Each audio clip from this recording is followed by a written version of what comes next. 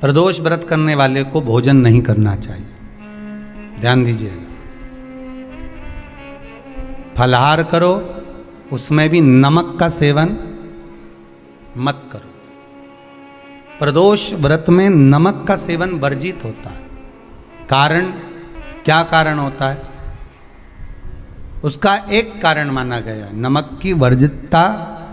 जिस समय पर एक नगर में एक ब्राह्मणी रहती थी, बहुत भाव से सुनिएगा, प्रदोष व्रत नमक को त्यागने का भाव।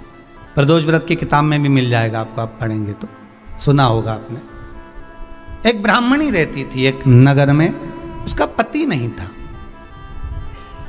छोटा सा बालक एक साथ में रहता, छोटा सा बालक। अब ब्राह्मण के घर की धर्म पत्नी है। ब्राह्मण कर्मकांड करने वाला, पूजन करने वाला, पाठ करने वाला, अनुष्ठान करने वाला, पूजन करने वाला, मंत्र जाप करने वाला, भगवत भक्ति में डूबने वाला। ब्राह्मण तो चले गया, ब्राह्मणी बच्चे के साथ रह रही। क्या करे वो? अकेली निवास कर रही है, अकेली रह रही है। और ब्राह्मणी बच्चे के साथ भ्रमण करती रहती, घूमती, कहीं कहीं दर दर जाकर कुछ भिक्षा को मांग कर लेकर आ जाती। और भिक्षा लाने के बाद में उस भिक्षा को जब लेकर आती तो अपने बच्चे को भी खिलाती और स्वयं भी उसका पान करती। एक दिन ब्राह्मणी भ्रमण करते करते प्रदोष काल के समय पर शिव मंदिर में प्रवेश करी। प्रदोष काल के समय पर, और शंकर मंदिर में जब प्रवेश करा, प्रदोष काल किसको कहते हैं? सूर्य अस्त हो रहा हो, रात्रि प्रवेश कर रही हो, दोनों का जब मिलन हो रहा हो वो प्रदोष काल कहलाता। दोनों का जब मिलन हो रहा, सूर्यास्त हो रहा हो, रात्रि अपना चरण बढ़ाने के लिए आगे बढ़ रही हो, और दोनों का जब मिलन हो रहा है, वो प्रदोष काल है, वो प्रदोष का समय है। ब्राह्मणी मंदिर में प्रवेश कर रही। जब ब्राह्मणी मंदिर में प्रवेश करी, मंदिर के अंदर पहुंची, प्रदोष काल का समय था, प्रदोष का समय चल रहा था। और प्रदोष काल के उस समय में, प्रदोष काल के उस समय में जब ब्राह्मणी ने देखा कि कोई भगवान की भक्ति में लगा हुआ है, भगवान के रस तत्व में डूबा हुआ है। आज ब्राह्मणी के पास में कुछ पदार्थ नहीं है, अपने बच्चे का पेट भरने के लिए कुछ सामग्री नहीं है, और कुछ आस लेके वो प्रवेश करी है, कुछ आस लेकर वो अंदर प्रवेश कर जाती है। कोई ऋषि की पत्नी, कोई ब्राह्मण जन की अर्धांगिनी उस प्रदोष के समय पर शंकर का अभिषेक पूजन कर रही थी, भगवान शिव की आराधना कर रही थी, भगवान की भक्ति में डूबी हुई थी। जब भगवान शिव की आराधना में डूबी हुई है, आराधना कर रही है, ये कुछ पाने के लिए चली गई, ये कुछ पाने के लिए गई, और इसके मन में आया कि मैं कुछ, मुझे भोजन का कोई पदार्थ मिल जावे, मुझे कुछ भोजन मिल जावे, और जब मुझे भोजन मिल जाएगा तब मैं जो पाऊंगी अपने बच्चे को भी पाऊंगी। पर जिस मंदिर में वो प्रवेश करी थी, जहाँ पर नारी पूजन कर रही थी शंकर की प्रदोष काल में, वहाँ पर पड़ी हुई कुछ वस्तु को इस ब्राह्मणी ने मांग लिया। मेरे बालक को बहुत भूख लगी है, मेरा बच्चा बड़ा भूखा है, इसके भोजन के लिए थोड़ी सी सामग्री दे दीजिए, इसके भोजन के लिए थोड़ा सा कुछ रस तत्व दे दीजिए।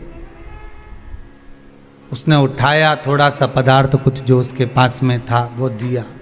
जब दिया तो देने के बाद जब उसे प्राप्त हुआ, और होने के बाद में जब वो मिल गया उसको, तो उसने उस समय पर उस पदार्थ को जैसे ही मुख में लिया, लेते ही कहा, इसमें तो स्वाद नहीं है, इसमें स्वाद नहीं है।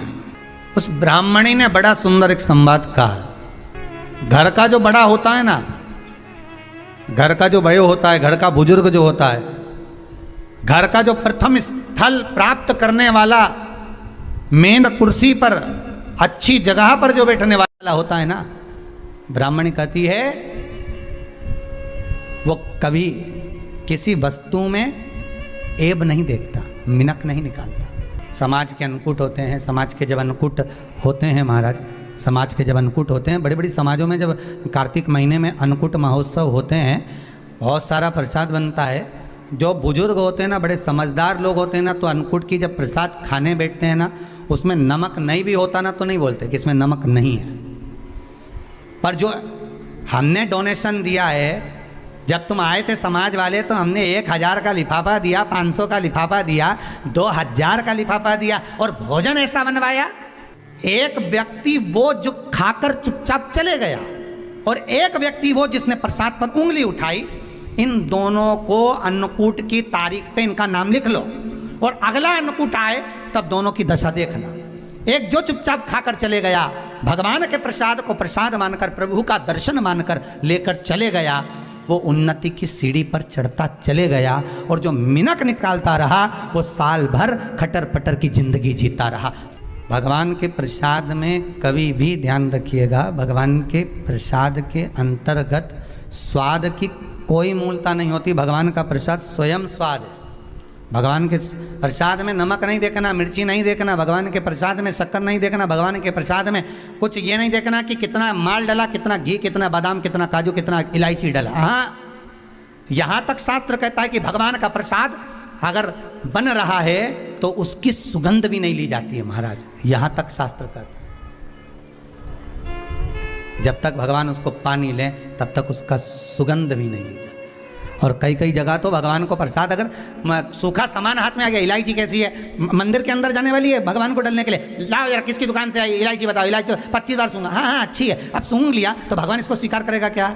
अरे जम के तो बोलो। एक फूल तुमने बगीचे से तोड़ा और सोचा इसमें पहले मैं सूंघ लेती हूँ, इसमें स्वाद है कि नहीं, इस फूल में गंध है कि नहीं, इसमें सुगंध है कि नहीं, और फूल सूंघ लिया, उसके बाद तुम भगवान को देखो, भगवान स्वीकार करेगा नहीं। कई कई घरों में तो हंडी से दाल चलाती जाए ने हाथ में डाल के महाराज। ब्राह्मणी ने जैसी मुख में लिया थूक दिया। ये श्रेष्ठ नहीं है। जो ऋषि की पत्नी अंदर पूजन कर रही थी प्रदोष काल में, उसने कह दिया, आपका चेहरा बता रहा है कि आप ब्राह्मण की धर्मपत्नी, पर आज आप दर दर जाकर अगर भिक्षा मांग रही हो, दर दर जाकर अगर भीख मांग रही हो, दर दर जाकर भिक्षा को मांग रही हो, तो इसमें आपके पति का दोष नहीं है, दोष आपका है। क्योंकि आप भगवान के प्रसाद में भी जो स्वाद देखी थी ना, ये आपका एक जन्म का नहीं है, ये ना जाने कितने जन्म का है। ब्राह्मणी के मस्तिष्क में बैठ गया, ब्राह्मणी के उस वो कहा ना, वो बक्कल में नहीं अक्कल में बैठ गया कि ये स्वाद नहीं देखना। इसलिए प्रदोष व्रत के अंतर्गत ब्राह्मणी ने उस दिन से विचार कर लिया कि जैसे आप पूजन कर रही हो, जैसे आप अर्चना कर रही हो, जैसे आप आराधना कर रही हो, ऐसी आराधना, ऐसी पूजन, ऐसी भक्ति मैं भी करूँगी, ऐसी आराधना मैं भी करूँगी। अब मैं स्वाद नहीं देखूँगी। तो प्रदोष व्रत करने वाले को ध्यान रखना चाहिए कि नमक का सेवन ना करे, भोजन ना करे, फलाहार करिए, फल का आहार करिए, प्रयास करिए। और यदि आपने व्रत का ले लिया भोजन का कि हम तो एक टाइम फलाहार करेंगे, एक टाइम भोजन करेंगे, ऐसा भी कई लोग प्रदोष ले लेते हैं, तो वो बात आपकी है, आप तक रखो, ठीक है, अपने मन तक, ठीक है। बाबा आपकी मनोकामना पूर्ण करे, वो भी पावर। अरे भगवान को धन्यवाद दो कभी कभी कि तूने अच्छे घर में पैदा किया, अच्छा परिवार दिया, अच्छा पति दिया, अच्छी पत्नी दी, अच्छे बच्चे दिए, अच्छा कुटुंब दिया, घर दिया, दुकान दी, जमीन जायदाद दी, शरीर अच्छा दिया, हाथ पैर आँख नाक मुंह सब बढ़िया दिया, एक के भी निपटा के नहीं भेजा तूने। मान लो एक आध निपटा के भेज देता तो क्या झगड़ा करने ऊपर जाते? एक ही कान देता और एक गायब कर देता तो यहाँ से चिपका देता, तो क्या कर लेते? हाथ एक देता और एक गायब कर देता तो क्या झगड़ा करने जाते ऊपर कि मुझे ऐसा शरीर दिया? नहीं, भगवान को धन्यवाद देना कि मुझे अच्छे घर में पैदा करा, कटोरा लेके वहाँ चौराहे पे नहीं बिठाया, तूने अच्छा घर दिया, 2 समय की रोटी दे रहा है, खूब जोरदार शरीर दिया, भजन करने का मुहूर्त दिया, और बचा कुचा था तो ये सियोर वाला महाराज दे दिया, कथा सुनाने वाला। शाम के समय पर प्रदोष काल में बेलपत्री के पेड़ के नीचे, चाहे शंकर के मंदिर के दरवाजे पर या शिव मंदिर में अगर आप प्रदोष के दिन दिया लगाते हो, सोमवार के दिन दिया लगाते हो, तो ऐसा कोई व्यक्ति नहीं जिसको मेरे देव अधिदेव महादेव मेरा विश्वनाथ भंडार नहीं भरता हो। खाली नहीं छोड़ेगा, दे देगा, भंडार भर देगा, कमी तो नहीं रख सकता, ये पक्का। पर तुम करना ही नहीं चाह, 2-4 सोमवार करो और उसके बाद के तो महाराज जी हमने तो करा था, हमको तो मिला ही नहीं। 2-1 प्रदोष करा तुमने, अरे 1 आध साल करो, सारे दर बदर भी तो अपन ठोकर खा कर आए, इतना साल निकाला अपन ने, और 6 महीना 3 महीना 4 महीना भगवान से निवेदन तो करो, दिल से कहो तो सरी, नी भंडार भरे तो बात दूसरी, एक बार बोलो तो। पर जगत के लोगों के सामने जाकर मत कहना तो देव अधिदेव महादेव से कहना। करने वाले को प्रदोष के दिन प्रयास करना चाहिए कि रात्रि के समय पर आधा घंटा 10 मिनट 20 मिनट जागरण करे। जागरण मतलब थोड़ा भगवान का भजन कर ले, भले 4-5 माताएं इकट्ठी नहीं हो तो अपन अकेले ही कर लो। अपन अकेले कम है क्या भाई, अपन कम पड़े, आराधना अकेले भी करो, जागरण करो। जब आपकी 11 प्रदोष हो जाए, 26 प्रदोष हो जाए, तब उद्यापन करो। उद्यापन 2 ब्राह्मणों को जोड़े से बुलाओ, ब्राह्मणों को जोड़े से बुलाकर उनके चरणों की पूजन कर कर, आराधना कर कर, सुंदर मंडप तैयार कर कर भगवान का, उसमें सुंदर रंगोली डालकर मंडल बनवाकर पूजन करो शंकर भगवान की प्रदोष का। एक दिन पहले गणेश की आराधना करो, पूजन करो, और प्रदोष वाले दिन जो मंडल बनाए हैं पूजन अर्चना करने के लिए, जो स्थान दिया है उसकी आराधना करो। खीर की आहुतियाँ दीजिए 108 बार, जो ब्राह्मण आए उनके माध्यम से मंत्रों द्वारा पूजन कराकर खीर की आहुतियाँ दीजिए शिव नाम महाराज। फिर ब्राह्मणों को जोड़े से भोजन कराकर, चरणों को नमन कर कर, दक्षिणा प्रदान कर कर, निवेदन कर कर ब्राह्मणों से कहें, हे ब्राह्मण देवता, आप हमें आशीर्वाद प्रदान करें कि जिस प्रदोष का हमने व्रत किया है उस व्रत का पुण्य फल हमें प्राप्त हो।